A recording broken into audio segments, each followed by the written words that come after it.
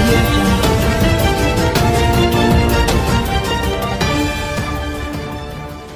అదేవిధంగా పోయిన నెల నుంచి ఊరిస్తున్నాడు చంద్రశేఖరరావు గారు. 15 ఆగస్టు రోజు ఇంటింటికి నల్లా కార్యక్రమాన్ని చేపడతాం. మొత్తం రాష్ట్రంలో ఉండే ప్రతి గ్రామానికి, ప్రతి తండాకు, గూడానికి, ప్రతి ఇంటికి నల్లా నీళ్ళు ఇస్తామని చెప్పిండ్రు. 15 ఆగస్టు పోయింది, 20 ఆగస్టు కూడా అయిపోయింది. ముఖ్యమంత్రి గారు ఇప్పుడు వాటర్ గ్రిడ్ పేరు మీద ఏదైతే దోసుకున్నాడో ఇవాళ నల్లాల గురించి మాట్లాడతలేడు. మీరు 2017 డిసెంబర్ నాటికే ఇంటింటికి నల్లా నీళ్ళు ఇస్తాం, లేకపోతే ఓట్లు అడగని అని చెప్పి ముఖ్యమంత్రి గారు చెప్పారు. దాదాపుగా 2018 ఆగస్టు నెల చివరలో ఉన్నాం.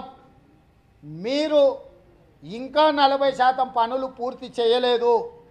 నేను ఈ సందర్భంగా ముఖ్యమంత్రి గారికి సవాలు విసురుతున్నా. 2017 డిసెంబర్ కాదు, 2018 డిసెంబర్ వరకు కూడా మీరు పనులు పూర్తి చేయలేరు. మీరు 45,000 కోట్ల రూపాయలు మంజూరు చేసి టెండర్లు పిలిచి కాంట్రాక్టర్లకు కట్టబెడితే ఇప్పటి వరకు ప్రభుత్వం ఖర్చు పెట్టింది 25,000 కోట్ల రూపాయలు మాత్రమే. మరి 25,000 కోట్లతో ఇంటింటికి నల్లా నీరు ఇవ్వగలిగినప్పుడు మిగతా 20,000 కోట్ల రూపాయలు ఎక్కడికి పోతాయో సమాధానం చెప్పాల్సిన బాధ్యత ముఖ్యమంత్రి గారి మీద ఉన్నది.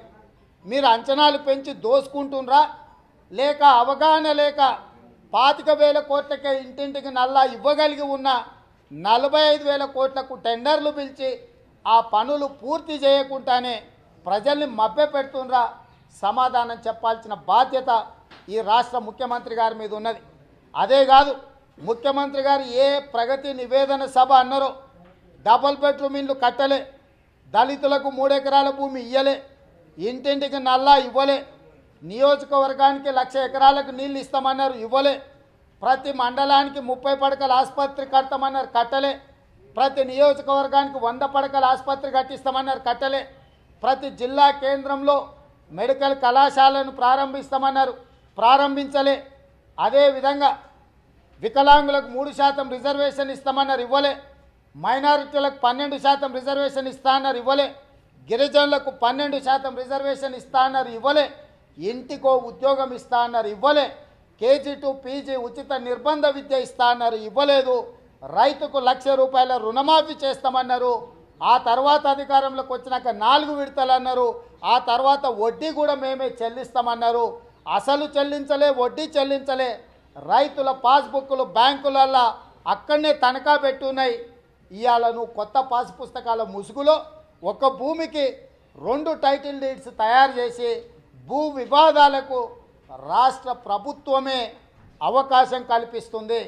మీ ప్రగతి నివేదనలో మీ మేనిఫెస్టో తీసుకొని రండి, మీరు ఇచ్చిన హామీలు ఒకటొకటిగా మేము అడుగుతాం, మీరు ప్రజలకు సమాధానం చెప్పాల్సిన అవసరం ఉన్నది. కాబట్టి ఎన్నికల మేనిఫెస్టోలో మీరు ఇచ్చిన ఏ ఒక్క హామీ కూడా అమలు చేయలేదు. కాబట్టి మీరు పెట్టబోయే సభకు ప్రజలు రాము అని కరాఖండిగా చెప్పిండ్రు. కాబట్టి ముఖ్యమంత్రి గారు ఖచ్చితంగా ఈ సభను వాయిదా వేస్తాడు. నేను మంత్రివర్గ సమావేశం ఏర్పాటు కాకముందే చెప్తున్నా, ఇప్పుడు అత్యవసరంగా మంత్రులను ప్రగతి భవన్లకు పిలిచిండని పత్రికల ద్వారా, ప్రసార సాధనాల ద్వారా సమాచారం వస్తుంది. ముఖ్యమంత్రి గారు చేతులెత్తేసిండు. కనీసం బహిరంగ సభ పెట్టుకునే పరిస్థితిలో టీఆర్ఎస్ పార్టీ లేదు అని చెప్పి నిక్కచ్చిగా బల్లగుద్ది కాంగ్రెస్ పార్టీ చెబుతుంది. మీ ఎన్నికల మేనిఫెస్టోలో ఏ ఒక్క అంశాన్ని కూడా మీరు ప్రజలకు అవసరమైన మేరకు పని చేయలేదు. అన్నిట్లలో హామీలు ఇచ్చిండ్రు, ప్రజల్ని మోసం చేసిండ్రు. కాబట్టి మీరు సెప్టెంబర్ 2 తారీఖు నాడు సభను నిర్వహించుకోలేరు, మీ చేత కాదు అని చెప్పి చెప్తున్నా. ఇంకొక ప్రధానమైన విషయం, ముందస్తు ఎన్నికలు. వ్యూహాత్మకంగా చంద్రశేఖరరావు గారు నిర్వహించని సర్పంచ్ ఎన్నికల మీద చర్చ జరగకుండా, లేదంటే ఓ కామెంట్ చేయండి. ఎప్పటికప్పుడు మా వీడియోస్ చూడాలంటే సబ్స్క్రైబ్ చేసుకోండి.